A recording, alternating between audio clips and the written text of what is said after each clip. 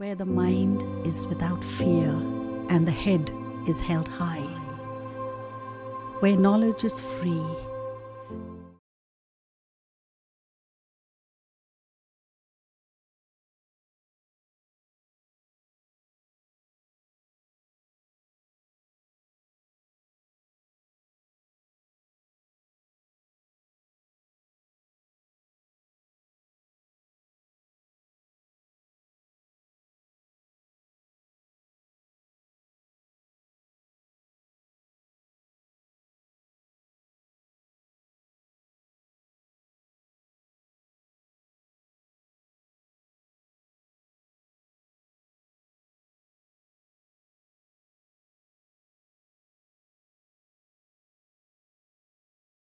নমস্কার, মালদা জেলা অনলাইন শিক্ষায় সকলকে স্বাগত জানাই। আমি শ্রী জীবনকৃষ্ণ দেবনাথ, গাজল হাজিনাকু মোহাম্মদ উচ্চ বিদ্যালয়ের সহকারী প্রধান শিক্ষক এবং গণিতের শিক্ষক। আজ আমি দশম শ্রেণীর গণিতের ষষ্ঠ অধ্যায় চক্রবৃদ্ধি সুদ ও সমহার বৃদ্ধি বা হ্রাস অর্থাৎ compound interest and uniform rate of increase or decrease এই চ্যাপ্টারের গুরুত্বপূর্ণ বিষয়গুলি নিয়ে আলোচনা করব এবং সেই সঙ্গে টেক্সট বইয়ের কিছু অঙ্ক সমাধান করে দেওয়ার চেষ্টা করব। আর তোমরা যেহেতু দশম শ্রেণীতে পড়ো, আগামী বছর 2021 সালে তোমরা মাধ্যমিক পরীক্ষায় বসবে। এটা তোমাদের জীবনের সবচেয়ে প্রথম বড় পরীক্ষায় তোমরা অবতীর্ণ হতে যাবে। যেই স্কুলেই পড়ো না কারো, সমস্ত ছাত্রছাত্রীরা স্কুল থেকে, নিজস্ব স্কুল থেকে শ্রদ্ধেয় শিক্ষক শিক্ষিকারা প্রত্যেকটা ক্লাসের মাধ্যমে তারা তোমাদেরকে মানসিকভাবে প্রস্তুত করে তোলে এই পরীক্ষায় সাফল্যের সঙ্গে উত্তীর্ণ হওয়ার জন্য। সেই ধরনের কিছু টিপস দিয়ে যাওয়ার চেষ্টা করব যাতে এই বড় পরীক্ষায় তোমাদের কাজে লাগে। তো আমরা শুরু করতে চলেছি আজকের পাঠ, চক্রবৃদ্ধি সুদ ও সমহার বৃদ্ধি বা হ্রাস। এই চ্যাপ্টার শুরু করার আগে একটা কথা বলি যে তোমরা দেখতেই পাচ্ছ সুদ কথাটা আমরা জানি সাধারণত কোথায় হয়, এইটা ব্যাংকের সাথে রিলেটেড শব্দটা, অর্থাৎ ব্যাংকে টাকা জমা হয়, টাকা তোলা হয়। এর জন্য বাস্তবে দুই রকমের সুদ আছে। একটা হচ্ছে সরল সুদ, যা তোমাদের আগে থেকেই জানা আছে, আর একটা হচ্ছে চক্রবৃদ্ধি সুদ। চক্রবৃদ্ধি সুদ কি, এই নিয়ে আলোচনা করার আগে আমি তোমাদের আজকে একটা গল্প শোনাই, একটা গল্প দেখাই। সেই গল্প দেখে নিয়ে তারপরে আমরা আলোচনায় ঢুকবো চক্রবৃদ্ধি সুদ কী জিনিস। আশা করি এটা দেখলেই তোমরা বুঝতে পারবে। তোমরা একটু দেখো, দুই বন্ধুর গল্প স্ক্রিনে চলে এসছে। দেখো, ব্যাংক একটি, আমরা সবাই জানি এই ব্যাংকের নাম স্টেট ব্যাংক অফ ইন্ডিয়া। টাকা জমা বা তোলা যাই হোক না কেন, সবার জন্য আমরা কোথায় যাই, যে কোনো আর্থিক প্রতিষ্ঠান, সবার আগে ব্যাংকের কথা মনে পড়ে। আমি একটা ব্যাংক দিয়েছি। সৌরভ এবং সচিন দুজনেই টাকা জমা দিল। টাকা জমা দিয়ে চলে আসলো। আসার পরে কি হলো, 1 বছর পরে, দেখো 1 বছর পরে সৌরভ আর ব্যাংকে গেল না, সচিন ব্যাংকে গেল। সচিন ব্যাংকে গিয়ে কী করলো, সচিন ব্যাংকে গিয়ে টাকাটা যা হয়েছে সুদসহ সেই টাকাটা তুলে নিল। 10,000 টাকা জমা দিয়েছিল। জমা দেওয়ার পরে সে ফেরত পেল হচ্ছে 10,500 টাকা। তুলে নেওয়ার পরে মোট 10,500 টাকা তার কাছে হলো। সে ভাবলো যে না, টাকাটা আমি নিয়ে যাব না, থাক, আরেক বছর পরে এসে আবার টাকাটা জমা রেখে দিই, 1 বছর পরে এসে আবার তুলবো, ঠিক আছে। এরপরে সে টাকাটা জমা দিয়ে চলে গেল। যাওয়ার পরে কি হলো, দেখো 2 বছর পরে দেখতে পাচ্ছ সৌরভ এবং সচিন দুজনেই টাকা তুলতে এসছে। কাউন্টারে 2 বছর হয়ে গেছে, অর্থাৎ সচিন মাঝে একবার গেছিলো, সৌরভ কিন্তু যায়নি। সৌরভ 2 বছর পরে আসলো, এসে টাকা তুললো। 10,000 টাকা জমা দিয়েছে, 2 বছর পরে তুললো। সৌরভ পেল কত, 11,000 টাকা। সচিন কত টাকা পাচ্ছে, সচিন পাচ্ছে 11,025 টাকা। এইবার সৌরভ তো জানে না কি ঘটেছে এর মধ্যে। সৌরভ না জানার জন্য সৌরভ কী করলো, সচিনকে বললো এরকম কেন হলো, দুজনেই 10,000 টাকাই জমা দিয়েছি, অথচ দেখা যাচ্ছে তুমি 25 টাকা বেশি পেলে, আমি কম পেলাম। দুজন মিলে ম্যানেজারবাবুর কাছে গেল। যাওয়ার পরে ম্যানেজারবাবুকে বললেন যে, তারা বলল যে স্যার এরকম হলো কেন। ম্যানেজারবাবু হাসছেন শুনে, তারপরে বললেন শোনো, দেখো কি হয়েছে। সৌরভ কি করেছে, এখানে দেখো আসল হচ্ছে তার কত, 10,000 টাকা। সৌরভ 10,000 টাকা জমা রেখেছে, সুদের হার কত, 5%। কত সময়ের জন্য টাকাটা রেখেছিল, 2 বছর। তাহলে আমরা জানি এই সরল সুদ নির্ণয়ের সূত্র তোমরা জানো, মোট সুদ সমান কত, পি আর টি বাই 100। এর সুদ করলে পরে হয় 10,000। পি এর মান, টি এর মান হচ্ছে 2 বছর এবং আর এর মান 5 বাই 100। দেখো ক্যালকুলেশন করে আমরা কত টাকা পাচ্ছি, 1,000 টাকা। তাহলে সুদ আসল সহ সৌরভ কত টাকা ফেরত পেল, 10,000, আর 1,000 যোগ করলে হলো 11,000 টাকা। কিন্তু শচীনের ক্ষেত্রে কি ঘটেছে দেখো একটু। শচীন কি করেছে, 1 বছর শেষে যখন শচীন গেছিল তখন সে 1 বছরের সুদ পেয়েছিল, কত টাকা পেয়েছিল, 500 টাকা। তাহলে ব্যাংক থেকে ক্যাশিয়ার তাকে কত টাকা ফেরত দিয়েছিলেন, 10,000 আর 500 টাকা, 10,500 টাকা। সে কি করলে, এই টাকাটা নিয়ে সঙ্গে সঙ্গে জমা দিয়েছিল। তাহলে আর 1 বছর, অর্থাৎ দ্বিতীয় বছরে তার আসলটা কত হলো, 10,500 টাকা। সময় হচ্ছে 1 বছর, সুদের হার 5%, 100 টাকা। এর সুদ কত দাঁড়ালো, 525। তাহলে সুদ আসল তার কত হলো, 10,000 প্লাস 525 সমান হলো 11,025। এতক্ষণে নিশ্চয়ই তোমরা বুঝে গেছো চক্রবৃদ্ধি সুদ কী জিনিস। কী ঘটনাটা ঘটেছে দুজনের মধ্যে ঘটনাটা এইটাই ঘটেছে যে প্রথম বছর শচীনের আসল ছিল 10,000 টাকা, দ্বিতীয় বছর শচীনের আসল হয়েছে 500 টাকা। কিন্তু সৌরভের ক্ষেত্রে তা হয়নি। তাই জন্য কি হলো যে শচীনের সুদের পরিমাণ সৌরভের সুদের পরিমাণের থেকে বেশি হলো।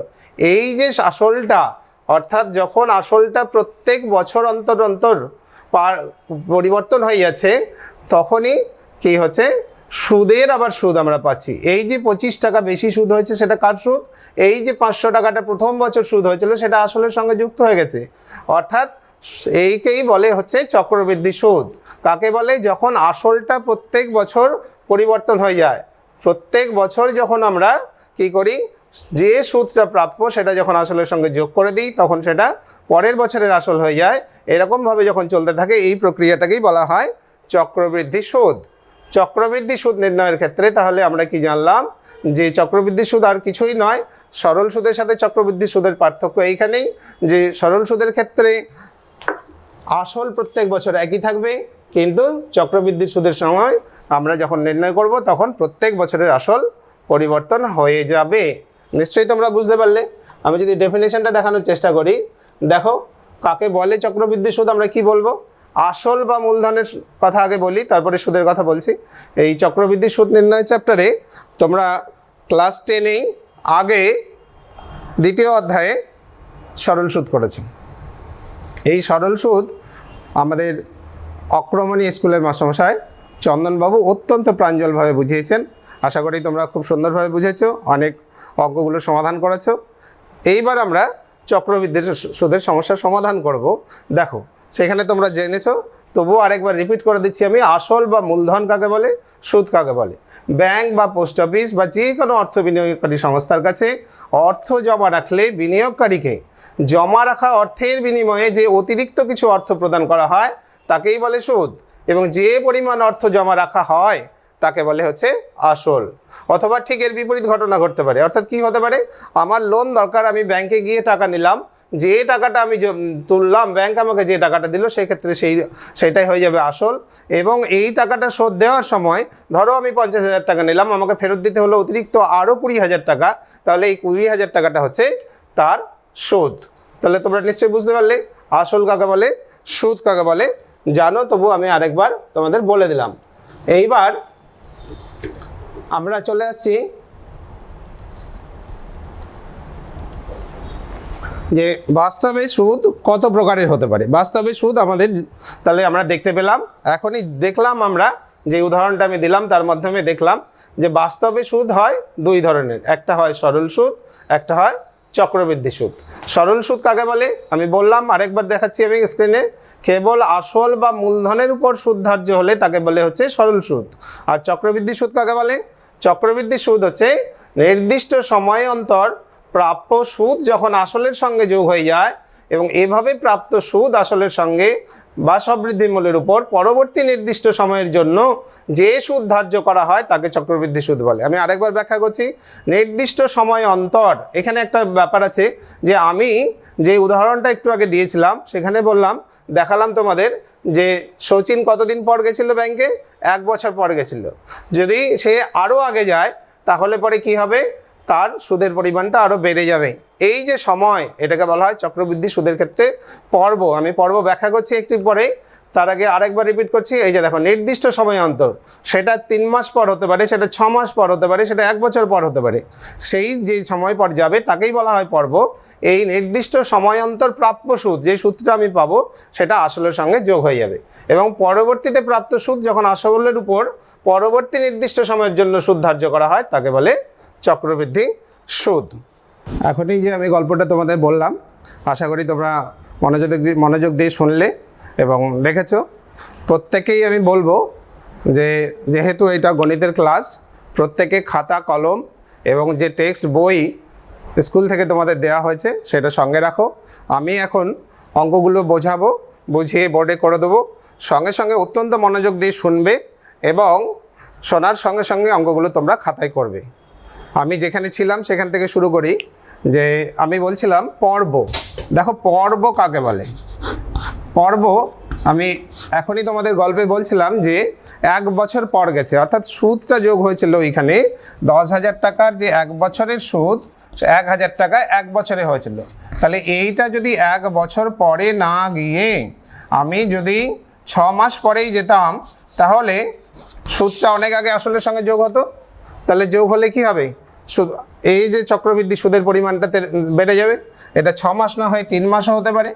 এই রকম যে সময় অন্তর সুদ আসলের সঙ্গে যোগ হয়ে যায় তাকেই বলে হচ্ছে পর্ব।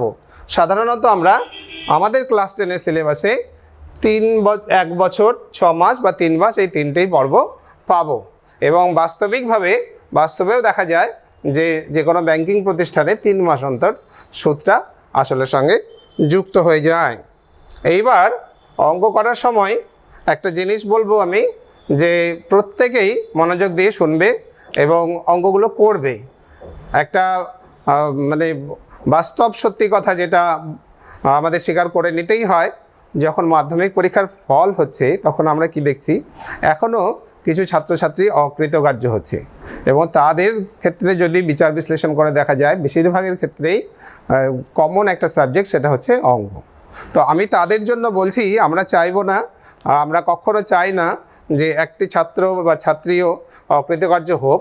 এসবের যদিও অনেক কারণ থাকে, এই কারণগুলো বিশ্লেষণ করার সময় এখন নয়। ধরো অনেকে বিভিন্ন কারণে স্কুলে আসতে পারে না, তারা স্কুলে খাতায় নাম লিখে রেখেছে, কোনো মতো পরীক্ষাটা দিচ্ছে, তারা ক্লাস করার সুযোগ পায় না, বাড়িতে সবাই কাজ করে, বাড়িতে থাকতে হয়। তবে আমাদের মালদা জেলার যে প্রশাসনিক উদ্যোগ, প্রশংসনীয় উদ্যোগ, সেই উদ্যোগ চূড়ান্ত সাফল্য লাভ করবে যদি, যেহেতু শিক্ষা পৌঁছে গেছে এখন নিজেদের ঘরে, প্রত্যেকে যদি তোমরা এই ক্লাসগুলো, এই 1 ঘন্টার ক্লাস ঠিক মতো মনোযোগ দিয়ে শোনো, আমি দায়িত্ব নিয়ে বলতে পারি ফেল কেউ করবে না। ফেল করানো অত্যন্ত কঠিন। একদম প্রত্যন্ত অঞ্চলের প্রান্তের ছাত্রছাত্রীদের জন্য বলছি, এই 1 ঘন্টা মনোযোগ দিয়ে শোনো। যে বিষয়গুলো আমরা বলবো সেই বিষয়গুলো খুঁটিনাটি মাথায় রাখবে, অঙ্কগুলো করবে বাড়িতে, এবং নতুন যে সমস্যাগুলো তৈরি হবে সেগুলোও সমাধান হয়ে যাবে। তোমরা জানো টেলিক্লাসের ব্যবস্থা করা হয়েছে, সেই ক্লাসে তোমরা যে কোনো দিন ফোন করতে পারো, অনেক মাস্টারমশাইরা রেডি থাকবেন, তারা তোমাদের সমস্যার সমাধান করে দেবেন। ফলে কোনো অসুবিধা আশা করি হবে না। একটু মনোযোগ দিতে হবে, একটু শুনতে হবে, একটু টেকনিক্যালি তোমাদেরকে সাউন্ড হতে হবে। কীরকম, ধরো আমি যদি বলি যে যারা একেবারেই অঙ্ক পারে না, রিমেম্বার দিস, আমি সেই সমস্ত ছাত্রছাত্রীদের কথা বলছি যারা ছোটোবেলা থেকেই অঙ্কের ভীতি নিয়ে তৈরি হয়েছে। আমি অঙ্ক পারি না এই কনসেপ্ট যাদের মধ্যে হয়েছে, আমি একেবারে বাস্তব অভিজ্ঞতা থেকে বলছি। আমি গত বছর একটি স্কুলে খাতা পেয়েছিলাম, সেখানে 150টি মেয়ের খাতা ছিল। একটি মেয়েকে 0 দিতে আমার খুবই কষ্ট হয়েছিল, কিন্তু উপায় কিছু ছিল না। মেয়েটি পুরো খাতাতে কিছু লেখেনি, শুধুমাত্র খাতার মধ্যে 2 লাইন লিখেছিল, যা নাকি অঙ্কের কোনো বিষয় নেই, ভৌতবিজ্ঞানের একটা কিছু লিখেছিল, যা আবার ঠিকমতো পড়াও যায় না। এই ধরনের ছাত্রছাত্রী যারা আছে তাদের জন্য আমি বলছি, দেখো আমরা যদি একটু বিচার বিশ্লেষণ করে দেখি, একটু বুদ্ধি করে পড়ি, তাহলে কিন্তু ফেল করানো অত্যন্ত কঠিন হয়ে যাবে। কি হতে পারে তোমরা খেয়াল করে দেখো, পাটিগণিতে তোমাদের টেক্সট বইয়েই দেওয়া আছে, পাটিগণিতে মোট বরাদ্দ নম্বর হচ্ছে 9। এই 9-এর মধ্যে 2 নম্বরের 1 নম্বরে 2টো কোশ্চেন থাকে, যা হচ্ছে MCQ টাইপ, অর্থাৎ মাল্টিপল চয়েস কোশ্চেন, সত্য অথবা মিথ্যা লেখো অথবা শূন্যস্থান পূরণ করো। আমরা যে কথাগুলো বলবো, আগের দিন সরল সুদ চ্যাপ্টারে চন্দনবাবু যা বলেছেন এবং আমি যে কথাগুলো আজকে বলছি এই কথাগুলো শুনে রাখলেই, মনোযোগ দিয়ে যদি তোমরা শোনো, তাহলেই কিন্তু এই 2 নম্বর পাবে, নিজেরাই উত্তর দিতে পারবে। আর একটা কোশ্চেন থাকে 2 নম্বরের, 1 নম্বরে, এটাও একই। আর একটা কোশ্চেন থাকে হচ্ছে 5 নম্বরে। 5 নম্বরে একটা কোশ্চেন এখানে থাকে হচ্ছে 2টো প্রশ্ন, 2টির মধ্যে যে কোনো একটি করো, এই হচ্ছে 5 নম্বর। তাহলে পরে এই যে 5 নম্বর আমি তাদের জন্য বলছি, তোমরা যদি একটু 2020 সালের কোশ্চেনটা ওলট পালট করে দেখো, তাহলে দেখতে পাবে যে এইখানে পাটিগণিতে মোট 3টে চ্যাপ্টার আছে। একটা সরল সুদ, একটা চক্রবৃদ্ধি সুদ ও সমাহার বৃদ্ধি, আর একটা হলো অংশীদারি কারবার। 5 নম্বরে যে 2টো কোশ্চেন 2020 সালে এসেছিল, তা হচ্ছে একটা অংশীদারি কারবার, একটা সমাহার বৃদ্ধি থেকে। সুতরাং কি দাঁড়ালো, তাহলে এটা সহজেই অনুমেয়। আমি কিন্তু আবার রিপিট করছি, আমি তাদের জন্য বলছি যারা একেবারেই পরীক্ষায় অঙ্ক টাচ করতে পারছে না, তাদের জন্য অংশীদারি কারবারটাকে যদি আমি ছেড়ে দিই, চক্রবৃদ্ধি সুদ অবশ্যই জানবো, কিন্তু চক্রবৃদ্ধি সুদ এবং সরল সুদের অঙ্কগুলো যদি সুন্দর করে করি, তাহলে নিশ্চিতভাবে আমি 5-এ 5 নম্বর পাবো। তাহলে সুতরাং পাটিগণিত থেকে 9 নম্বর তোলা প্রত্যেকের পক্ষে অত্যন্ত সহজ। আমি চেষ্টা করব অত্যন্ত প্রাঞ্জলভাবে নতুন কিছু টেকনিক দিয়ে, যা টিপস দিয়ে আমি আগেই বলেছি, তোমরা আগামী বছর একটা জীবনের সবচেয়ে প্রথম বড় পরীক্ষায় অবতীর্ণ হতে যাচ্ছ, যেখানে তোমাদের মানসিক সাহায্য দরকার হয়। প্রত্যেক স্কুলের সম্মানীয় শিক্ষক শিক্ষিকারা সেটা করেন ক্লাসের মধ্যে দিয়ে। আমিও চেষ্টা করব সেরকমভাবে তোমাদেরকে ইনফ্লুয়েন্স করার এবং নতুন কিছু টিপস দেওয়ার, যাতে করে পরীক্ষায় খুব সহজে ভুল না হয়, সেগুলো তৈরি করে দেওয়া। আর এই চ্যাপ্টারটা, যেই চ্যাপ্টারে আমরা আছি, চক্রবৃদ্ধি সুদ বা সরল সুদ, এই চ্যাপ্টার তোমরা প্রত্যেকেই জানো অত্যন্ত গুরুত্বপূর্ণ। কেন গুরুত্বপূর্ণ? এর উপযোগিতা সবচেয়ে বেশি। আজকের যুগে ব্যাংকে যায়নি এরকম মানুষ পাওয়া বোধহয় বিরল। শুধুমাত্র চাকরিজীবী বা ব্যবসায়ীরা নয়, আজকে কৃষকদের যেতে হচ্ছে, তাদের যে ধান চাল তারা বিক্রি করছে, তাদের টাকা সরকার অ্যাকাউন্টের মাধ্যমে পে করছে। আজকে এমনকি যারা কাজ করছে, 100 দিনের কাজ, তাদেরও টাকা অ্যাকাউন্টের মাধ্যমে দেওয়া হচ্ছে। ফলে এই যে চ্যাপ্টারটা অত্যন্ত গুরুত্বপূর্ণ। আর তোমরা যারা ছাত্রছাত্রী সামনে আছো আমার, তারাও দেখো, তারাও বিভিন্ন scholarship, Shikshashree, Kanyashree, pre matric, minority, বিভিন্ন কাজে তোমাদের অ্যাকাউন্ট লাগে। প্রায় বেশিরভাগ ছাত্রছাত্রীর অ্যাকাউন্ট আছে, কিন্তু এটা বাস্তব সত্যি কথা, প্রত্যেকেরই অভিজ্ঞতা খুব একটা ভালো নয় ব্যাংকে যাওয়ার। প্রথমেই আমাদের যে জিনিসগুলো সম্পর্কে জানা থাকে না, কোন অ্যাকাউন্ট খুলবো, কোথায় খুলবো, কী অ্যাকাউন্ট খুললে আমার সুবিধা হবে, নমিনি রাখা চলবে কি না, এই খুব সাধারণ জিনিসগুলো আমাদের খুব সমস্যায় ফেলে দেয়। আমরা ব্যাংকে যাই, ব্যাংকে গিয়ে খুব ভিড় থাকে, এমনও অভিজ্ঞতা অনেকেরই আছে, তোমরা দেখো, মিলিয়ে নিতে পারবে, বা যারা আছেন তারাও মিলিয়ে নিতে পারবেন। একটা কাউন্টারে হয়তো দাঁড়ানো হলো, 20 মিনিট পরে আমার লাইন আসলো, তারপরে কাউন্টার থেকে বলা হলো যে এখানে নয়। সেই জন্য আমি বলবো যে আমার এই চ্যানেলের মাধ্যমে, এই প্রোগ্রামের মাধ্যমে অনুরোধ, অনেকেই হয়তো দেখছেন পদাধিকারীরা, তাদেরকে বলবো যে ব্যাংকে এই জিনিসটা খুব জরুরি, যে ব্যাংকে যারা পদাধিকারী আছেন তাদের টেবিলে অন্তত তাদের নাম এবং ডেজিগনেশন থাক, এবং কোন টেবিলে কোন কাজ হচ্ছে কোন কাউন্টারে তার একটা বড় ডিসপ্লে দরকার। প্রত্যেকেই কম বেশি কখনো না কখনো এই জন্য ভুক্তভোগী হন, সেটা একটা অন্য পর্ব। আর এই যে পড়াশোনা, এই পড়াশোনা যা বাস্তবে আমাদের খুব কার্যকরী, এই চ্যাপ্টারটাকে আরও সুন্দরভাবে তুলে ধরা উচিত, আরও বেশি করে এই চ্যাপ্টারটা দেওয়া উচিত। এইখানে আগের সিলেবাসে ছিল, অনেকটাই ব্যাংকিং ছিল, এই ব্যাংকিংটাকে আরও বাড়ানো উচিত, যে আমার ব্যাংকিংয়ে কোন কোন পরিষেবাগুলো আমরা নিতে পারি, যাতে করে আমাদের সুরক্ষা এবং আমাদের যে চাহিদা সেটা পূরণ হয়। তো যাই হোক, সেই দিকটায় পরে যাচ্ছি। এবার আমি চলে আসি আমাদের চ্যাপ্টারের মধ্যে, এইটা বলা থাকলো। এবার আমি চ্যাপ্টারের মধ্যে এসে চক্রবৃদ্ধি সুদ শুরু করব। শুরু করতে গেলেই প্রথমে আমি যা করব সেটা হচ্ছে, তোমরা সরল সুদে যা শিখেছো ঠিক তাই, নতুন কিছু নয়, শুধু সেটাকে কিভাবে আমরা পাল্টে দিতে পারি, অর্থাৎ সুদটা প্রত্যেক পর্ব অন্তর অন্তর পরিবর্তন হবে। অঙ্কের মধ্যেই বলে দেওয়া থাকবে পর্বটা, সেই পর্ব অন্তর অন্তর আমরা আসলটাকে পাল্টে দেব। পাল্টে দিয়ে যা সুদের হার দেওয়া থাকবে সেই সুদের হারে সেই বছরের সুদটা নির্ণয় করব। ধরো যদি 3 বছরের বা 2 বছরের দেওয়া থাকে, প্রথম বছর আসল যা থাকলো, যা সুদ হলো, দ্বিতীয় বছর যখন আমি নির্ণয় করব তখন সুদটাকে আসলের সঙ্গে যুক্ত করে দেবো। আমি সূত্র নতুন কিছু নেই, তবুও একটা বীজগণিতিক সূত্র আছে, আমি এস্টাবলিশ করে দেবো। তোমরা দেখো খাতা কলম নিয়ে নাও, একটা অঙ্ক চুজ করছি, একটা অঙ্ক আমরা সমাধান করব, সঙ্গে সঙ্গে সূত্রটাও এস্টাবলিশ করে দেবো। অনেকগুলো পদ্ধতি আছে, খুব সহজেই করা যায়। আমি তিনটেই পদ্ধতি দেখাচ্ছি একটা অঙ্ক নিয়ে। তোমাদের টেক্সট বইয়ের পেজ নাম্বার 112, কোশ্চেন নাম্বার 3 বার করে ফেলো সবাই। 112 page, question number 3।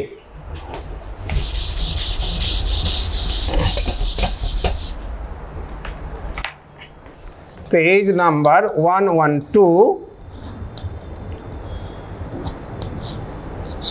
Question number 3। কোশ্চেনটা কি আছে দেখো। গৌতম বাবু 2000 টাকা বার্ষিক 6% চক্রবৃদ্ধি সুদের হারে 2 বছরের জন্য ধার নিয়েছেন। 2 বছর পরে তিনি কত টাকা চক্রবৃদ্ধি সুদ দেবেন তা হিসাব করে লেখো। তাহলে প্রথমে আসল কত, 2000 টাকা, সুদের হার কত দেওয়া আছে 6%, সময় কত 2 বছর। তাহলে কটা বছর হলো, স্পেলটা দেখে নাও। এখানে হচ্ছে স্পেলটা হচ্ছে দুটো স্পেল, একটা প্রথম বছর, একটা হলো দ্বিতীয় বছর। তাহলে প্রথম বছরের আসল আলাদা হবে, আমি আগেই বলেছি, দ্বিতীয় বছরের আসল আলাদা হবে। আমরা প্রথমে শুরু করছি এইভাবে, দেখো প্রথম বছরের জন্য আসল, প্রথম বছরের,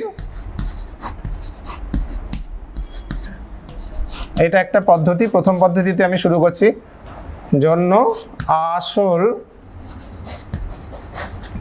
লিখলাম 2000 টাকা। ঠিক, এবার প্রথম বছরের সুদ কত হবে, প্রথম বছরের সুদ কত টাকা হবে, 2000 টাকার কত পার্সেন্ট, 6% বার করে নিলেই হবে, 6 × 100, তাহলে কত দাঁড়ালো দেখো 120 টাকা। তাহলে 1 বছর পরে, এখানে যেহেতু পর্বটা বার্ষিক বলেই দিয়েছে, সাধারণত বার্ষিক থাকে, অথবা যদি অন্য কোনো পর্ব হয় তাহলে উল্লেখ করা থাকবে। তবে মাধ্যমিকের সিলেবাসে 3টির বেশি থাকবে না, 6 মাস অথবা 3 মাস। তাহলে কি দাঁড়ালো দেখো, প্রথম বছরের জন্য আসল 2000 টাকা, প্রথম বছরের সুদ হচ্ছে 120 টাকা।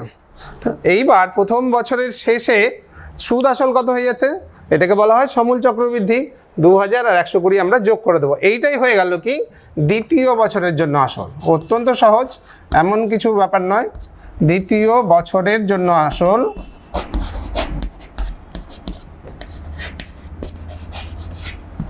দ্বিতীয় বছরের জন্য আসল হচ্ছে 2120 টাকা। এইবার দ্বিতীয় বছরের সুদ বার করবো একই রকমভাবে। দ্বিতীয় বছরের সুদের পরিমাণ কত হবে, তাহলে এই টাকাটার এইখানেই শুধু মনে রাখবে 2000 টাকার নয়, দ্বিতীয় বছরে আসল কত হয়েছে 2120। তাহলে আমরা সুদ নির্ণয় করব কত টাকার, 2120 টাকার 6%, 2120 × 6/100। এখানে একটু ক্যালকুলেশনটা দেখে নেবে কিভাবে আমরা সহজেই করতে পারি। এইখানে ধরো 0 আর 0 কেটে গেল, আরও কাটাকাটি যাবে, নিচে 10 আছে, আমরা করব না। কি করব, আমরা এখানে গুণ করে দেবো, কারণ 10 বা 100 বা 1000 এই সংখ্যাগুলো দিয়ে ভাগ করা অত্যন্ত সহজ, খুবই সহজ। কিভাবে হয়, আমরা গুণ করে দেব, নিচে যতগুলো শূন্য থাকবে ডান দিক থেকে ততগুলোর পরে, ততগুলো সংখ্যার পরে দশমিক বসাবো। তাহলে এখানে গুণ করে নাও, কত হচ্ছে 6 × 2 = 12, তারপরে 6 × 1 = 6 আর 1 = 7, 6 × 2 = 12। তাহলে দশমিক কটার আগে হবে, একটার ঘরের আগে, 2 ডান দিক থেকে একটার আগে দিয়ে দিলাম। তাহলে পরে আমরা পেয়ে গেলাম দ্বিতীয় বছরের সুদ হচ্ছে 127 টাকা 20 পয়সা। এবার আমরা তাহলে 2 বছরের, অতএব 2 বছরের সমূল চক্রবৃদ্ধি যদি নির্ণয় করি, কত দাঁড়াবে, সমূল চক্রবৃদ্ধি যোগ করে দাও। তাহলে হচ্ছে এখানে হলো 2 মানে অবশ্যই এটা পয়সার ঘর 20 হবে, 7, 2 আর 2 4, 1 আর 1 2, তাহলে 2247.20 বা 2 টাকা, অর্থাৎ 2247 টাকা 20 পয়সা। তাহলে আমি জমা রেখেছিলাম কত, 2000 টাকা, 2 বছর শেষে সেটা কত হলো, 2247 টাকা 20 পয়সা। তাহলে নিশ্চয়ই বুঝতে পারছো চক্রবৃদ্ধি সুদ কত হবে। অতএব চক্রবৃদ্ধি সুদ হলো 2247 টাকা 20 - 2000 টাকা। এটা বিয়োগ করে দেবে, বিয়োগ করলে কত পাবো? 247 টাকা 20 পয়সা। শেষে দশমিক দিলে টাকা লিখে দিলেই হলো, এটাই হলো উত্তর। তাহলে শেষে উত্তর লিখে দেবে, চক্রবৃদ্ধি সুদ 247 টাকা 20 পয়সা। এই হলো প্রথম পদ্ধতি। আশা করি সকলেই বুঝতে পেরেছো। একেবারে খুবই সহজ, কোনো সমস্যা নেই। প্রথম বছরের সুদ বার করলাম, যোগ করে দিলাম আসলের সঙ্গে, দ্বিতীয় বছরের সুদ বার করলাম, যোগ করে দিলাম, এইভাবেই চলতে থাকবে। এই অঙ্কটা এবার আমি দ্বিতীয় পদ্ধতিতে করতে চাই। সংখ্যাটা যদি বড় হয়ে যায় অনেক সময় এই ক্যালকুলেশনগুলো কী হয়, একটু বেশি হয়। এটাকে ছোট করার জন্য আমরা খুব সাধারণভাবে করতে পারি যে যদি আমরা আমি এর উপরেই লিখে দিচ্ছি দ্বিতীয় পদ্ধতি। প্রথম পদ্ধতি হয়ে গেছে, এখানে আমি দ্বিতীয় পদ্ধতি এইভাবেও করতে পারো একই নিয়মে। দ্বিতীয় পদ্ধতি, দেখো আমরা কি করব, এই আসলটাকে চেঞ্জ করে নেব। আমরা একটা স্ট্যান্ডার্ড আসল অর্থাৎ 100 টাকা ধরে করব। 100 টাকা ধরে করলে কি হয়, দেখো আমাদের এখানে এই ক্যালকুলেশনগুলো করতে হবে না, কারণ 100 টাকার 6% কত? 6 টাকা। আমরা একদম সরাসরি লিখতে পারি। দেখো এক বছরের সুদ কত হবে? 6 টাকা। এবার দ্বিতীয় বছরে একই নিয়ম, একই জিনিস, শুধু আমরা 100 টাকা দিয়ে করব। তাহলে কত হলো? 106 টাকা হলো। এইবার এখানে 106 টাকার যখন 6% বার করবো, খুব তাড়াতাড়ি হবে, সংখ্যাটা যেহেতু কম হচ্ছে। গুণ করলে কত হয়? 636। দুটোর আগে দশমিক, এখানে কাটাকাটি যাচ্ছে না কিন্তু। তাহলে 6 টাকা 36 পয়সা। প্রথম বছর হলো 6 টাকা, দ্বিতীয় বছর হলো 6 টাকা 36 পয়সা। ঠিক একই রকমভাবে যদি আমি যোগ করে দিই তাহলে দাঁড়ালো 106 আর 6 হলো 112 টাকা 36 পয়সা। এবার যদি বিয়োগ করে বার করি আমি কত পেলাম? এইখানে শুধু চেঞ্জ হচ্ছে, দেখো এটা কত? 112 টাকা 36 পয়সা। আর আসল ধরেছিলাম কত টাকা? 100 টাকা। তাহলে সুদ কত পেলাম? 12 টাকা 36 পয়সা। এটা কত আসল হলে? এটা ত্রৈরাশিক পদ্ধতি, তোমাদের জানাই আছে যে যদি আমি আসল ধরে নিই 100 টাকা, তাহলে তার সুদের পরিমাণ হচ্ছে কত? 12 টাকা 36।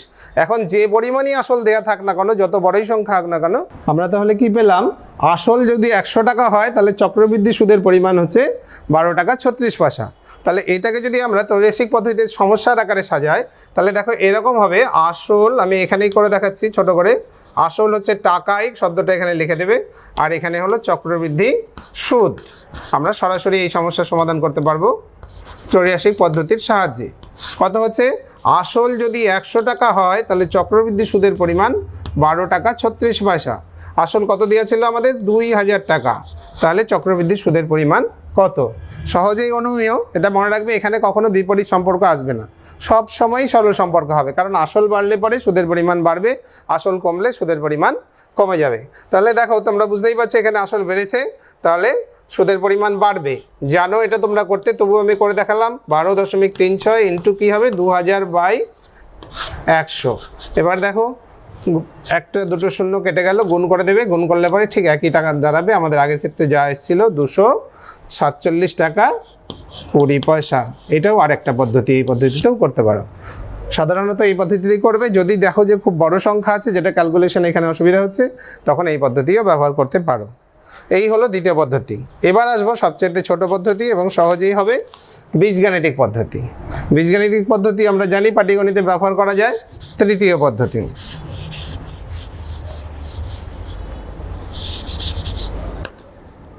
তৃতীয় পদ্ধতি এখান থেকেই তৈরি করা হয়েছে। আমরা একটা সূত্র তৈরি করব। আসলে কি বীজগাণিতিক পদ্ধতি তৈরি করা হয়েছে মূল সূত্র থেকেই। যে এইখানে কি করা হয়েছে আমি দেখাচ্ছি, কোনো সূত্রের পরিবর্তন ঘটানো হয়নি। কিভাবে সহজেই সূত্র প্রয়োগ করে আমরা নির্ণয় করতে পারি। আমরা আসলটাকে যদি পি টাকা ধরি, এখানে যদি পি ধরি, তাহলে সুদের হার যখন 8% হয়, আসল ধরে নিলাম, এখানে লিখে রাখলাম আসল হচ্ছে পি টাকা, সুদের হার হচ্ছে 8%, পি টাকা এবং 8%। তাহলে দেখো সুদের হারে কত হয়? পি ইন্টু টি এর মান হচ্ছে বছর হচ্ছে 1 এবং R/100, অর্থাৎ দাঁড়ালো এটা PR/100। আমি যদি এখানে লিখি তাহলে প্রথম বছরের সুদ দাঁড়ালো PR/100। তাহলে দ্বিতীয় বছরের যখন আমরা হিসাব করব, দ্বিতীয় বছরের জন্য আসল কথা হবে P প্লাস PR/100। দেখো এখানে P কমন যায়, তাহলে দাঁড়ালো P ইন্টু 1 প্লাস R/100। এইবার যখন দ্বিতীয় বছরের ক্ষেত্রে তোমরা বার করবে তখন তাহলে কার সুদ বেরোবে, P into 1 plus R by 100, এটা আসল, তাহলে এর R%, P into 1 plus R by 100 into R by 100। এবার যখন আমরা লিখবো, ক্যালকুলেশনে কিছু কাটাকাটি যাচ্ছে না, এখানে লিখে দিলাম আমরা কত হলো, P into 1 plus R by 100 into R by 100। এবার যদি আমরা এই দুটো লাইন যোগ করি 2 বছরের শেষে, এখানে দেখো বোর্ডের জায়গা ছোট বলে আমি একবারে দেখাচ্ছি, এইটার এটা যোগ হবে, অর্থাৎ P into 1 plus R by 100, P into 1 plus R by 100 into R by 100। তাহলে এই যখন যোগ করব আমরা, P into 1 plus R by 100 common যাবে, তাহলে এখানে থাকবে কত, 1 থাকবে, এখানে হলো 1 প্লাস আর বাই 100, অর্থাৎ এইটাকে আমরা কি লিখতে পারি, P into 1 plus R by 100 এর হোল স্কোয়ার। তাহলে দেখো একটু খেয়াল করে যদি আমরা দেখি যে তৃতীয় বছরের জন্য আসল অর্থাৎ প্রথম বছরের শেষে সমূল চক্রবৃদ্ধি কত হলো, P into 1 plus R by 100, দ্বিতীয় বছরের সমূল চক্রবৃদ্ধি কত হচ্ছে, P into 1 plus R by 100 এর স্কোয়ার। একই রকম করে যদি আমি 3 বছরে বার করি তাহলে এটা হবে P into 1 plus R by 100 এর কিউব। তাহলে এখান থেকে এটাকে বলে ম্যাথমেটিক্যাল ইন্ডাকশন বা গাণিতিক আরোহ পদ্ধতিতে আমরা এটার সিদ্ধান্ত নিয়ে লিখতে পারি, কি লিখতে পারি, যে যদি বছরের সংখ্যা n হয়, n হয়, তাহলে n বছরের শেষে সমূল চক্রবৃদ্ধি আমরা লিখি এটাকে CA বা A দিয়ে, কম্পাউন্ড অ্যামাউন্ট হচ্ছে P into 1 plus R by 100 to the power n। আমি আগেই দেখালাম 2 বছরের শেষে 2 হলো, 3 বছরের শেষে 3 হলো, তাহলে n বছরের শেষে কত হবে, n, যেখানে n হচ্ছে সময় বছরে। তাহলে পরে আমরা যদি এই মানগুলো বসিয়ে দিই সরাসরি সমূল চক্রবৃদ্ধি নির্ণয় করতে পারবো। তাহলে আমরা যেই অঙ্কে ছিলাম সেই অঙ্কে যদি আবার চলে যাই তাহলে কি দেখাতে পাচ্ছি যে গৌতম বাবুর যখন টাকা জমা রেখেছিল আসল কত ছিল, পি এর মান ছিল 2000 টাকা, সুদের হার ছিল হচ্ছে 6% এবং সময় ছিল 2 বছর। এই সূত্রে যদি আমরা সরাসরি বসিয়ে দিই তাহলে 2 বছরের শেষে সমূল চক্রবৃদ্ধি কত দাঁড়াবে, 2 বছরের শেষে এই 3 নম্বর অঙ্কের ক্ষেত্রে দেখতে পাচ্ছি, দেখো কত হবে, P into 1 plus R by 100 to the power n, এখানে পি এর মান হলো 2000 ইন্টু তাহলে দাঁড়ালো 1 প্লাস আর মানে হচ্ছে 6/100 এর হোল স্কোয়ার। এখানে দাঁড়ালো তাহলে দেখো 2000 ইন্টু যোগ করে দিলে কত হবে, 100 লসাগু হলো, উপরে হলো 106, নিচে হলো 100 এর স্কোয়ার। এবার আমি একটা দেখো শর্টকাট নিয়ম দেখাবো, অনেক সময় গুণ করতে অসুবিধা হয় বলে আমরা এটা অ্যাভয়েড করার চেষ্টা করব। দেখো এই গুণ অত্যন্ত সহজে করা যায়, 3 সংখ্যার একটা অঙ্ক, শতক স্থানীয় অঙ্ক যেখানে আছে তার গুণ বর্গ কি করে নির্ণয় করা যায়, অত্যন্ত সহজে বার করে দেওয়া যায়। ক্যালকুলেটরে চাপতে যত সময় লাগবে তার চাইতে কম সময়ে করে দেওয়া যায়। দেখো কিভাবে করতে পারি, 106 এর স্কোয়ার বার করবে বা 106 এর বর্গ কীভাবে হবে, আমি কি করব, প্রথমে একটা থার্ড ব্র্যাকেট নিলাম, শতকের স্থানে যেই সংখ্যাটা আছে এটা লিখলাম, ইন্টু লেখার পরে পুরো সংখ্যাটা লিখবো 106 প্লাস এই দুটো অঙ্ক, অর্থাৎ ডান দিক থেকে একক এবং দশক স্থানে যে দুটো অঙ্ক আছে ভালো করে দেখো, 06 কত হলো, 106 প্লাস 06 প্লাস দিয়ে আমি ফাঁকা রাখলাম, দিয়ে ব্র্যাকেট ক্লোজ করলাম, ইন্টু 100 দিলাম, দেওয়ার পরে আবার একটা প্লাস দিলাম, বুঝতে পারবে না বলে আমি এটা মিটিয়ে দিচ্ছি, দেখো প্লাস দিলাম। এখানে কত লিখবো খেয়াল করে, এই যে সংখ্যাটা আন্ডারলাইন করেছিলাম 2 অঙ্কের 06, এইটার বর্গ করব, 06 এর স্কোয়ার কত, 036, কেন লিখলাম 3 অঙ্কে, এইখানে সংখ্যাটাই যে শতক স্থানের সংখ্যাটা লিখবে হচ্ছে এইখানে এবং 2 অঙ্কের সংখ্যাটা লিখবে ডান দিকে। তাহলে যোগ করে এবার দেখো কত হয় ক্যালকুলেশন করলে, 106 আর 6 হলো 112 ইন্টু 100, 112 ইন্টু 100 তাকে 100 দিয়ে গুণ প্লাস 36, তাহলে এর বর্গ হচ্ছে 11236, 11236। দেখলে কত সহজে করা গেল। আমি আরেকবার অন্য একটা সংখ্যার ক্ষেত্রে করে দেখাচ্ছি, আমি অঙ্কটা শেষ করে দিই, তাহলে দাঁড়ালো কত, 2000 ইন্টু 11236 বাই 100, 1 2 1 2 3টে শূন্য কাটলো, একটা থেকে গেল, তাহলে এটাকে গুণ করে দাও, তাহলে দাঁড়াবে 2247 টাকা 20 পয়সা। অর্থাৎ আমরা প্রথম নিয়মে যা পেয়েছিলাম এখানেও তাই পেলাম। এখানে একটা শূন্য থেকে যাবে, তাহলে কত দাঁড়ালো? 2247 টাকা 20 পয়সা হচ্ছে সমূল চক্রবৃদ্ধি। এবার 2247 থেকে 2000 বিয়োগ করবে, তাহলে তোমরা পেয়ে যাবে হচ্ছে শুধুমাত্র চক্রবৃদ্ধি সুদ কত? 247 টাকা 20 পয়সা। এই পদ্ধতি দেখতেই পেলে অত্যন্ত সহজ। ক্যালকুলেশন অনেকের ক্ষেত্রে কঠিন মনে হয়। আমি বর্গ 3 সংখ্যার বর্গ করা শেখালাম, আশা করি বুঝতে পেরেছো। আমি আরেকটা দেখাচ্ছি, করে দেখো কত সহজে করা যায়। যে কোনো সংখ্যার বর্গ, অঙ্কটা কমপ্লিট হয়েছে। যে কোনো 3 অঙ্কের সংখ্যার বর্গ নির্ণয় করা ক্যালকুলেটরের চাইতে আগে হবে। একটু ভালো করে দেখবে। আবার আমি দেখাচ্ছি, ধরো 211 এই সংখ্যাটার বর্গ নির্ণয় করতে চাইছো, কত হবে? 2 লিখলাম প্রথমে, পুরো সংখ্যাটা লিখে দিলাম 211 যোগ 2 অঙ্কের যে সংখ্যাটা আছে কত হলো? 11। এটার সঙ্গে যোগ করব কত? এই 11 এর বর্গ। 11 এর বর্গ কত আমাদের জানা আছে? 121। এই 121টাকে দুটো পার্টে ভাগ করতে হবে। প্রথম পার্টে থাকলো 1 × 100 প্লাস যে 2 অঙ্কের সংখ্যাটা থাকলো 21, এটা ডান দিকে লিখলাম। দেখো কি দাঁড়ালো? তাহলে 211কে 2 দিয়ে গুণ, আগে যোগ করে না। 211 প্লাস 11 কত হলো? 222। 222-এর সাথে 2 দিয়ে গুণ করলে 444 প্লাস 1 × 100 প্লাস 21, তাহলে দাঁড়ালো 445। 100 দিয়ে গুণ করলে 00 প্লাস 21, তাহলে 44521। এটা হচ্ছে 211 এর বর্গ। আরও একটা করে দেখাচ্ছি, নিশ্চয়ই ভালো লাগছে, কারো অসুবিধা হবে না। যেই পদ্ধতিতে করলে বর্গ করাতেই আমাদের সময় লাগে। ধরো 111 এর বর্গ করছি, তাহলে কত হবে? প্রথমে কত লিখবে? 111 প্লাস 11, 111 প্লাস 11 লেখার পরে কি বলছি আমি? এইখানে গুণ হবে কত দিয়ে? প্রথমে 1 আছে বলে 1 দিয়ে, প্লাস কত হবে? এই যে ডান দিকে 2 অঙ্কের সংখ্যা কত? 11। 11 এর বর্গ কত? 121। 121 হলে এইখানে 100 দিয়ে গুণ, 21 থাকবে ডান দিকে আর 1 থাকবে এখানে। এইটা শুধু খেয়াল করবে, এটাকে দুটো পার্টে ভাগ করবে। শতকের অঙ্কটাকে লিখবে ব্র্যাকেটের মধ্যে, আর 2 অঙ্কের ডান দিক থেকে সংখ্যাটাকে ডান দিকে লিখবে। 1 দিয়ে গুণ করলে কি হবে? তাহলে 111 আর 11 কত হলো? 122। তার সাথে 1 যোগ আছে, তাহলে কত হয়? 123। 123-এর সাথে 100 গুণ, দুটো শূন্য প্লাস 21, তাহলে দেখো কি দাঁড়ালো? 12321। দেখো ক্যালকুলেটরের সঙ্গে চেয়ে তাড়াতাড়ি হলো কিনা। আশা করি একটা শর্টকাট টেকনিক দেখাতে পারলাম। আমি কি চেষ্টা করছি? আমি চেষ্টা করছি তোমাদের যে 4-5 মাস ধরে গোটা পৃথিবী করোনার কবলে আক্রান্ত, তোমাদের যে স্বাভাবিক দৈনন্দিন জীবনযাত্রা ব্যাহত হয়েছে, একঘেয়েমি চলে এসছে, একঘেয়েমি একটু কাটানোর, তার সঙ্গে যাতে করে পড়াশোনাটাও চালিয়ে যাওয়া যায়, একটু ভালো লাগে সেটা দিয়ে এই চ্যাপ্টারটাও আমরা সুন্দরভাবে শেষ করার চেষ্টা করব।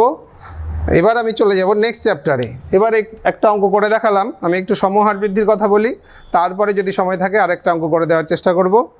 এই যে সুদের হারটা আমরা যে অঙ্কটা করলাম, প্রথম বছরে সুদ ছিল 6%, দ্বিতীয় বছরে 6%। এটা যে সব সময় একই হারে থাকবে তা নির্দিষ্ট নয়। এই সুদের হারটাও পরিবর্তন হতে পারে। যদি পরিবর্তন হয় তাহলে আমরা দ্বিতীয় বছরে যখন আসল নিচ্ছি, প্রথম বছর যেমন আমি করলাম 6% ছিল, যদি বলা থাকতো দ্বিতীয় বছর 7%, তাহলে দ্বিতীয় বছরে যখন সুদ বার করবে তখন সেটা 7% হার ধরে নেবে। আর বীজগাণিতিক পদ্ধতিতে কি হবে? বীজগাণিতিক পদ্ধতিতে কোনো সমস্যা নেই, শুধুমাত্র এটা পাল্টে যাবে। যদি আর 1% প্রথম বছর হয়, দ্বিতীয় বছর যদি আর 2% হয়, তাহলে এরকম হবে P×1 plus R1/100 into P1 plus R2/100, এইভাবে পাল্টাতে থাকবে টার্মটা। এটা হবে CA এর মান। এবার আমি আলোচনা করব সমহার বৃদ্ধি, rate of uniform growth or decrease. দেখো এবার আমরা আলোচনা করব সমহার বৃদ্ধি হ্রাস নিয়ে। এমন অনেক কিছু আছে যার একটি প্রারম্ভিক মান থাকে এবং একটি নির্দিষ্ট সময় অন্তর তার মান নির্দিষ্ট হারে বৃদ্ধি বা হ্রাস পায়। যেমন জনসংখ্যা হতে পারে, বেতন হতে পারে, যেমন যানবাহনের দাম হতে পারে, ঘরবাড়ির দাম। বেতন বৃদ্ধি পায়, জনসংখ্যা সাধারণত বৃদ্ধি পায়। আর একটা যানবাহন, ধরো একটা মোটরসাইকেল যদি আমি আজকে কিনি, তাহলে তোমরা নিশ্চয়ই আন্দাজ করতে পারছো বাস্তব অভিজ্ঞতা থেকে যে 1 বছর পরে মোটরসাইকেলটার দাম কী হবে? এখন যদি আমি এটা মোটরসাইকেল 80,000 টাকা দিয়ে কিনি, আগামী বছর অর্থাৎ 1 বছর পরে কি এর দাম আমি 80,000 টাকা পাবো না, 10% কমে যাবে। যদি কমে যায় তাহলে 80,000-এ 10% কত, 8,000 টাকা, তাহলে আগামী বছরের দাম হবে 72,000 টাকা। তার ঠিক আরও 1 বছর পরে যদি চলে যায় তাহলে কী হবে, আরও 10% কমে যাবে একই হারে যদি কমতে থাকে। অর্থাৎ অঙ্কটা দাঁড়াচ্ছে আমরা যেভাবে চক্রবৃদ্ধি সুদ নির্ণয় করলাম ঠিক সেই রকমভাবে। অথবা যদি জনসংখ্যার কথা বিবেচনা করি, ধরে নেওয়া যাক মালদা জেলার জনসংখ্যা এই মুহূর্তে দাঁড়িয়ে 3 লক্ষ। মালদা জেলা শহরে যত লোক বাস করেন আমি সংখ্যাটা ধরে নিলাম, মালদা শহরের লোক সংখ্যা হচ্ছে 3 লক্ষ। ধীরে ধীরে এই জনসংখ্যাটা কি হবে, দিনের পর দিন বাড়ছে। দেখছো 1 বছর পরে এর যদি 5% বৃদ্ধি পায় তাহলে কত বাড়বে, 10% হচ্ছে 3 লক্ষের 30,000 টাকা, তাহলে 30,000 জন, তাহলে 15,000 বাড়লো। তাহলে 1 বছর পরে মালদা শহরের জনসংখ্যা হয়ে যাবে 3,15,000। ঠিক তারও 1 বছর পরে যদি একই হারে বাড়তে থাকে, দেখতে পাচ্ছ এটা একটা স্টেশনের ছবি, আন্দাজ করতে পারছো নিশ্চয়ই, এটা হচ্ছে শিয়ালদা স্টেশনের ছবি। টাইম দেখা যাচ্ছে সন্ধ্যে 6টায়, কি ভিড় থাকে, কি ধরনের জনবিস্ফোরণ সেটা তোমরা দেখতে পাচ্ছ নিশ্চয়ই। তাহলে এই আবার কি করব আমরা, 3,15,000 যেখানে ছিলাম তার আবার 10% বাড়াবো। অর্থাৎ কম্পেয়ার করে দেখো, এখন যে আমরা চক্রবৃদ্ধি সুদ শিখলাম সেই চক্রবৃদ্ধি সুদ নির্ণয়ের সূত্রটাই যদি প্রয়োগ করে দিই, যে আমরা যদি ধরে নিই যে প্রাথমিক জনসংখ্যা প্রথমে ছিল হচ্ছে 3 লক্ষ, জনসংখ্যা বৃদ্ধির হার হচ্ছে 5% এবং জনসংখ্যা বৃদ্ধির যে সময় বলা হয়েছে এখানে কত বছর বললাম, 2 বছর, তাহলে তার মান কত হবে। তাহলে আমরা এই সূত্রের সাহায্যে নির্ণয় করে নিতে পারি চক্রবৃদ্ধি হার সুদ নির্ণয়ের যে সূত্র এখনই শিখলাম আমরা, যে যদি কোনো আমরা যেখানে এখানে এ কে বলেছিলাম সমূল চক্রবৃদ্ধি, এখানে শুধু শব্দটা পরিবর্তন করব। এখানে কি লিখেছি দেখো, কোনো কিছুর প্রারম্ভিক মান যদি পি হয়, অর্থাৎ এখানে পি বলতে কি বোঝায়, কি হচ্ছে এখানে পিটা ছাড়া পড়েছে, পি হচ্ছে এখানে পি থাকবে একটা, পি ইন্টু 1 + r/100 হবে। প্রাথমিক জনসংখ্যা হলো পি, জনসংখ্যা বৃদ্ধির হার হচ্ছে r%, আর n বছর যদি 2 বছর হয় তাহলে 2 হবে, 3 বছর হলে 3 হবে। একই রকমভাবে যদি কমে যায় তাহলে কি হবে, শুধু প্লাসের জায়গাতে মাইনাস আসবে।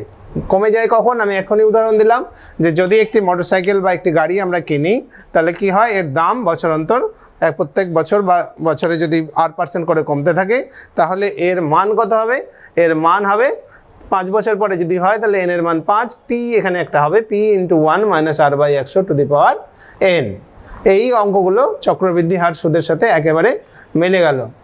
আমরা একটা অঙ্ক করব এখন, এই অঙ্কে আমরা দেখব কিভাবে চক্রবৃদ্ধি হার সুদ নির্ণয়ের নীতি প্রয়োগ করে সমহার বৃদ্ধি বা হ্রাসের অঙ্ক সমাধান করা যায়। পেজ নাম্বার 117 সমহার বৃদ্ধি বা হ্রাস, এই চ্যাপ্টার 6.2 কোশ্চেন নাম্বার 5 এটা সমাধান করার শুরু করলাম। কোশ্চেন নাম্বার 5 দেখো কি আছে অঙ্কটা। পুরুলিয়া জেলায় পথ নিরাপত্তা সংক্রান্ত প্রচার অভিযানের মাধ্যমে পথ দুর্ঘটনার প্রতি বছর তার পূর্ব বছরের তুলনায় 10% হ্রাস পেয়েছে। বর্তমান বছরে এই জেলায় 8,748টি পথ দুর্ঘটনা ঘটে থাকলে 3 বছর আগে পথ দুর্ঘটনার সংখ্যা কত ছিল।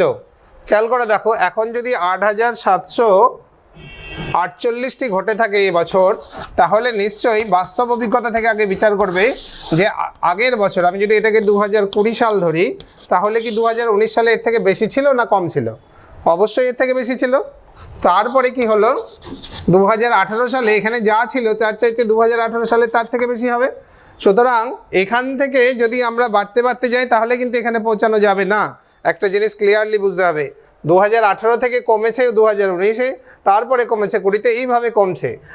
একটা জিনিস ভালো করে খেয়াল করে দেখো, যে এই জিনিসটা এখানে বোঝার দরকার, গণ্ডগোল হয়ে যায় আমাদের, যে এখান থেকে যদি আমি বাড়িয়ে নিয়ে ওখানে চলে যাই তাহলে পৌঁছাতে পারবো না। কেন, আমি যদি 100 এই সংখ্যাটা 10% বাড়িয়ে দিই তাহলে কত হবে, 110 হবে। 10% কি করলাম, আমি বৃদ্ধি করলাম, 100কে বাড়ালাম হচ্ছে 10%।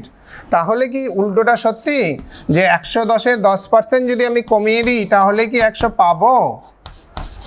110 থেকে যদি 10% কমাই, 110 ইন্টু 10%, 10/100 কাটাকাটি করে দেখো কত দাঁড়ালো, 11 কমবে। তাহলে 110 থেকে যদি আমি 11 কম করি তাহলে কত মান হয়, 99।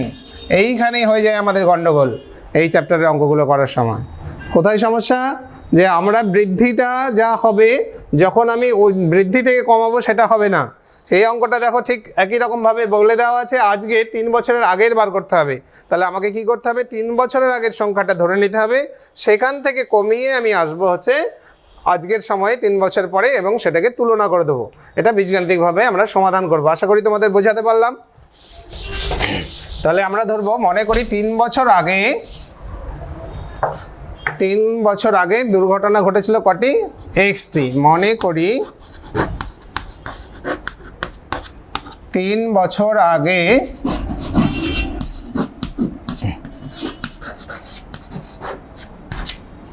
এক্সটি দুর্ঘটনা ঘটেছিল।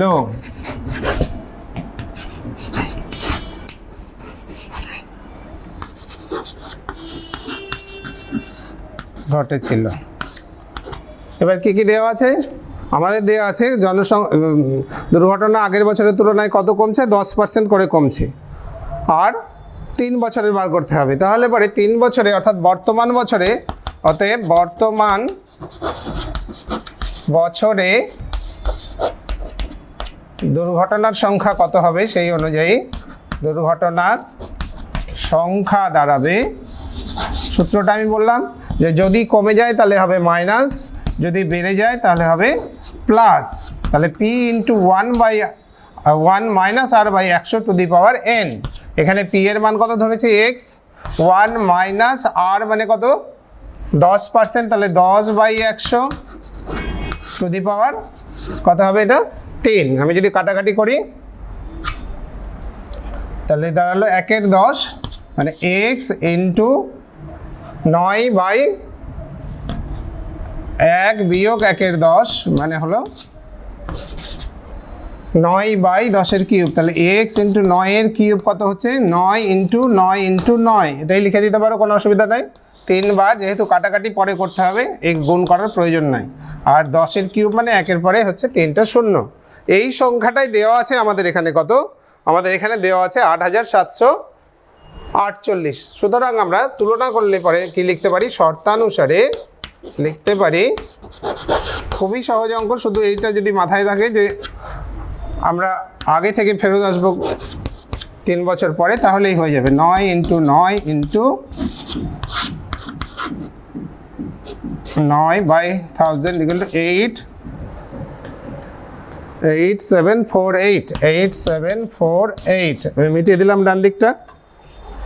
সমাধান করবো এটা। দেখো কত পাওয়া যায় x এর মান। বা দিয়ে দাঁড়ালো x equal to 8748 into 1000 by 9999। কাটাকাটি করে দাও। 9 9 81, 6 7 9 63, 9 দুগুণে 18। আবার 9 দিয়ে কাটলে 9 একে 9, 8 9 72। 9 দিয়ে কাটলে 9 12 108। দেয়ারফর x ইকুয়াল টু কত পেলে? x ইকুয়াল টু পেলে 12,000। তাহলে পরে আজকে যদি দুর্ঘটনার সংখ্যা হয়ে থাকে 8748টি, 3 বছর পরে কতগুলি দুর্ঘটনা ঘটেছিল? 12,000টি দুর্ঘটনা ঘটেছিল। আশা করি বুঝতে পেরেছ। চেষ্টা করলাম আমি তোমাদের চক্রবৃদ্ধি সুদ এবং সমহার বৃদ্ধি বা হ্রাস এই চ্যাপ্টার দুটোকে সুন্দরভাবে উপস্থাপন করার। তোমাদের যে সমস্যাগুলো ছিল বা যদি কিছু সমস্যা থেকে থাকে, কিছুটা সমাধান হয়েছে। এবং আরও যদি কিছু সমস্যা থেকে থাকে তোমরা জানো, টেলি ক্লাসে তোমরা ফোন করতে পারো, অথবা আমাকেও ফোন করতে পারো 9851516546 নাম্বারে। যে কোনো সময় ফোন করতে পারো। এই নাম্বারই হোয়াটসঅ্যাপ নাম্বার, হোয়াটসঅ্যাপ পাঠাতে পারো। প্রত্যেকে ভালো থাকো। সবাই চেষ্টা করো এই ক্লাসগুলো মনোযোগ দিয়ে শোনার, একটু অ্যাটেন্টিভ হবে। প্রত্যেকেরই উন্নতি হবে, প্রত্যেকেই একটু একঘেয়েমি থেকে বেরিয়ে আসতে পারবে। প্রত্যেক দিন রুটিন করে ক্লাসগুলো অ্যাটেন্ড করো। এই যে লকডাউনের জন্য তোমাদের যে জীবনযাত্রায় স্বাভাবিক জীবনযাত্রা বিঘ্ন ঘটেছে, তার থেকে সুন্দরভাবে বেরিয়ে আসতে পারবে। মনে করবে যে এটাই ক্লাসরুমেই তোমাদের এই পড়াশোনার সাথে তোমাদেরকে অভ্যস্ত হয়ে নিতে হবে। আর একটা কথা তোমাদেরকে বলবো, এখনও গ্রামাঞ্চলে আমাদের এই মালদা জেলার প্রশংসনীয় উদ্যোগ, যাদের মাধ্যমে মালদা জেলার সমস্ত কেবল টিভিতে এই প্রোগ্রাম প্রচার করা হচ্ছে এবং ইউটিউবেও আপলোড করা হচ্ছে। অনেক গ্রামে এখনও এরকম ছেলেমেয়েরা আছে, তোমাদের সহপাঠীরা আছে যাদের বাড়িতে টিভি নেই, কিন্তু এরকম গ্রাম বোধহয় খুব কমই আছে যাদের বাড়িতে টিভি নেই। যদি তোমার বাড়িতে টিভি থাকে, তোমার যদি জানা থাকে সহপাঠী দুজন একজন যাদের বাড়িতে টিভি নেই, তাদেরকে ডেকে নিয়ে সোশ্যাল ডিস্ট্যান্স মেনে সেফটি যে মেজারগুলো সেগুলো নিয়ে একসাথে একটু বসে ক্লাসটা করো, তারও উপকার হবে, তোমারও উপকার হবে, ভালো লাগবে। একটু সামাজিক দায়িত্ব নাও, আর ভালো থেকো। পরের ক্লাসে আবার দেখা হবে, আবার নতুন কিছু দেওয়ার চেষ্টা করব। শুরুতেই বলেছি তোমরা মাধ্যমিক পরীক্ষার্থী বা পরীক্ষার্থিনী, তোমাদের মানসিক প্রস্তুতি কিন্তু এইভাবেই নেওয়া শুরু করতে হবে। ধন্যবাদ সকলকে।